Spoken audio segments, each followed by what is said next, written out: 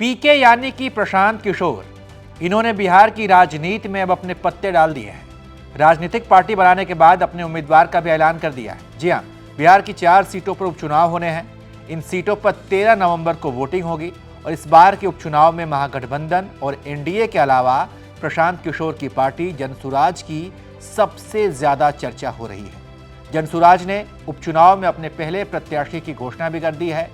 उपचुनाव की तारीखों का ऐलान होते ही पीके ने भोजपुर जिले की तरारी सीट पर अपना उम्मीदवार उतार दिया है। जनसुराज की ओर से lieutenant general retired SK Singh को तरारी सीट से टिकट दिया गया है।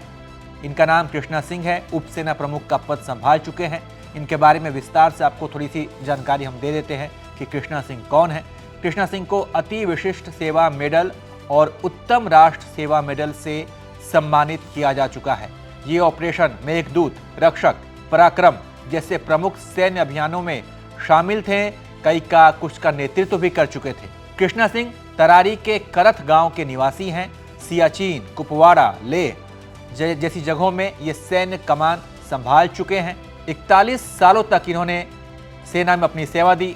2013 में रिटायर होने के बाद वो आर्म फोर्सेज ट्रिब्यूनल में प्रशासनिक सदस्य के रूप में न्यायिक भूमिका में रहे। अगर तरारी सीट की बात करें जहां पर उपचुनाव हो रहा है, तो 2020 के चुनाव में इस सीट पर सीपीआई के सुदामा प्रसाद विधायक बने थे।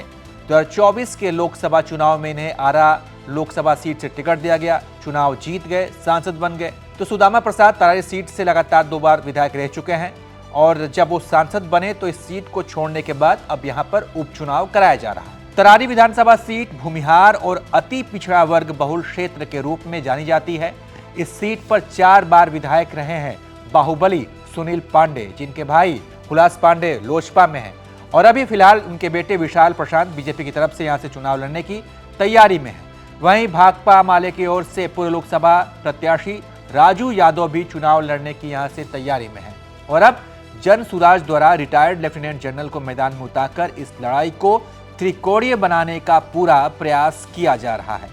तरारी विधानसभा सीट से अपने कैंडिडेट के नाम का ऐलान करते हुए प्रशांत किशोर ने कहा कि मेरा ये पहला उदाहरण है कि जिस तरारी की पहचान भूमाफिया और अपराध रहा है, उसी तरारी में एसके सिंह है। पहले जहां जनसुराज का इस सीट पर प्रमुख खिलाड़ी नहीं माना जा रहा था, वहीं लेफ्टिनेंट जनरल कृष्ण सिंह की उम्मीदवारी से उन्हें चर्चा के केंद्र में ला दिया है। पार्टी की तरफ लोगों की निगाहें टिक गई हैं। अब ये देखना दिलचस्प होगा कि इस चौंकाने वाले कदम का आगामी चुनाव पर क्या प्रभाव पड़ता है। बाकी आपको क्या लगता है कि तरारी विधानसभा सीट से जीत किसकी होगी?